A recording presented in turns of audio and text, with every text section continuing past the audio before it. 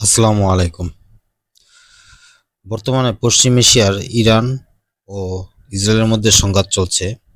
এই সংঘাতে বর্তমানে বাংলাদেশ সহ বিভিন্ন দেশে তেলের সংকট দেখা দিয়েছে। এরই সংকট সমাধানের জন্য বাংলাদেশ সরকার চীনের সাথে একটি চুক্তিতে আবদ্ধ হয়েছে। চীনের দুটি কোম্পানিকে $86 মিলিয়ন সম্মিলিত ব্যয়ে 3টি গ্যাস ও তেল কূপ খননের জন্য চুক্তি প্রদান করা হয়েছে। আর এই খবরটি নিশ্চিত করেছে বাংলাদেশের ফাইন্যান্সিয়াল টাইমস। এছাড়াও সরকার সরাসরি ক্রয় ব্যবস্থার অধীনে $160 মিলিয়ন ব্যয়ে 0.1 মিলিয়ন টন ডিজেল আমদানির অনুমোদন দিয়েছে। দ্বিতীয়ত আপনাদের যে খবরটি দিতে চাই, ইসলামিক রেভলিউশন গার্ড IRGC নৌবাহিনী বলেছে হরমুজ প্রণালীর সৈন্যদের সাথে সমুদ্র নৌ ফ্লোটিলার যাত্রীরা অ্যাপাস্টান ফ্রন্টের বিরুদ্ধে বিশ্বকে জাগিয়ে তুলবে।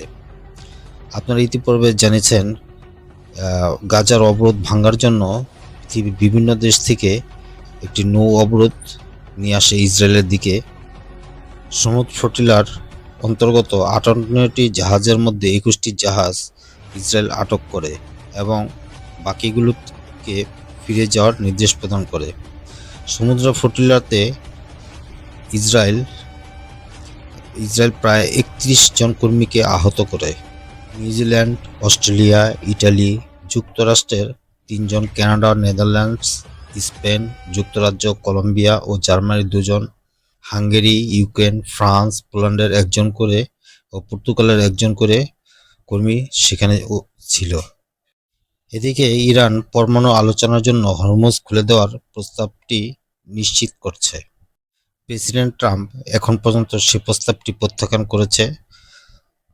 তবে ব্যাক চ্যানেলে এই কাঠামোর অধীনে জটিল পারমাণবিক ইস্যু নিয়ে আলোচনা চূড়ান্ত পর্যায়ে চলে গেছে বলে এক ইরানি কর্মকর্তা জানিয়েছেন। আর এই খবরটি নিশ্চিত করেছে রয়টার্স। প্রস্তাবের অধীনে ইসরায়েল মার্কিন যুক্তরাষ্ট্র আর আক্রমণ করবে না এমন গ্যারান্টি দিয়ে যুদ্ধ শেষ করবে, হরমুজ প্রণালী খুলে দেবে এবং যুক্তরাষ্ট্র তার অবরোধ তুলে নেবে। এদিকে ইউরোপের আরেক দেশ পোল্যান্ড ন্যাটোর চলমান বিচ্ছিন্নতার নিন্দা করেছে।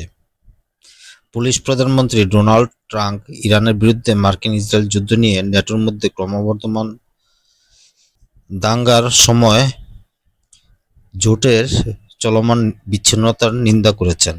এদিকে প্রেসিডেন্ট ডোনাল্ড ট্রাম্প জার্মানি থেকে 5,000 সৈন্য জার্মানি থেকে উঠিয়ে নেওয়ার ঘোষণা করেছেন। ইরানের ধর্মীয় সর্বোচ্চ নেতা মোস্তফা খামেনির নির্দেশে IRGC নতুন একটি পরিকল্পনা ঘোষণা করেছে। তারা হরমুজ প্রণালীর 2000 কিলোমিটার দীর্ঘ উপকূলরেখার জলের অংশের উপর ইরানের সার্বভৌম নিয়ন্ত্রণ নিশ্চিত করবে। ইরান নতুন আঞ্চলিক এবং বৈশ্বিক ব্যবস্থার অগ্রগামী হিসেবে কাজ করবে। বিদেশি হস্তক্ষেপের অনুপস্থিতিতে দেশ ও তার সহযোগী উপকূলীয় দেশগুলোর উন্নতি, স্বাচ্ছন্দ্য ও সমৃদ্ধি উপভোগ করার জন্য নিশ্চিত করবে।